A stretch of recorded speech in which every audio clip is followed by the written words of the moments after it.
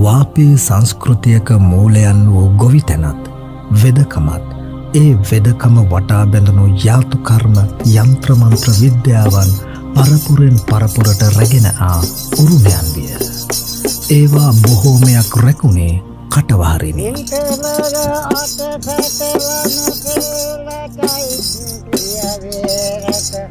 අමතලාව මිලික වැටිය බයගිරිය නම් වේරට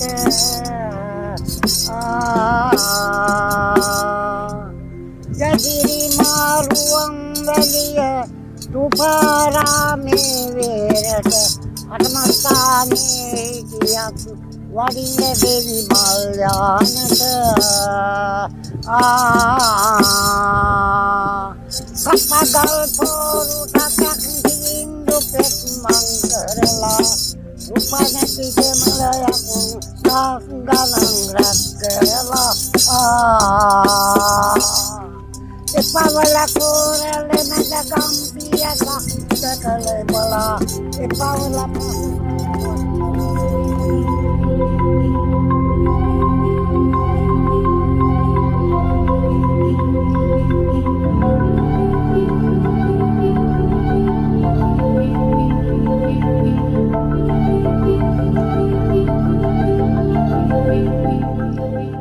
වංශ පරම්පරාවෙන් ලැබුණු වෙදකමේ නියමයන් කඩනකොට ගම්තුලානේ ඇවිද ගොස් සපයා ගන්නා වන ඖෂධ තන්ත්‍රයෙන්ද මන්ත්‍රයෙන්ද බලගන්වා සුරැකිව තබාගන්නේ පරම්පරා නියමය පරිදි රෝගීන් සුවපත් කිරීම පිණිසමය. ඕම් නමෝ සම්මා සම්බුදුරජාණන් වහන්සේ ඒ දේශේ මේ දේශේ වඩනාගමනේදී කුද්දස් විසාදියක් ඇද්දයි කියා අප්‍රමාණ බුදුරෝ ස්වාසු දාසර් ධර්මස්කන්ධෙන් පිටමත් ලෝය අටවිසි බුදුවරයෝ අටවිසි බුද්ධ මාලාවෙන් පිටමත් ලෝය පස්සේ බුදුවරයෝ සිවුරු පොතෙන් පිටමත් ලෝය හයානෝ කලක් මහරහතන් වහන්සේලා සිවුරු පොතෙන් පිටමත් ලෝය දද්දාසක් මහා සංඝයා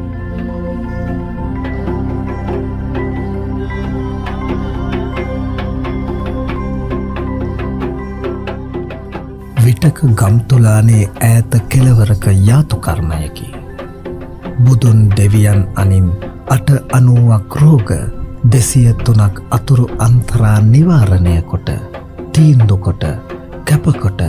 ලද පඳුරකින් තුටු වී පරම්පරා උරුමය රකින ඉසිවරුන් සදිසි වෙදවරුන් ජාතියේ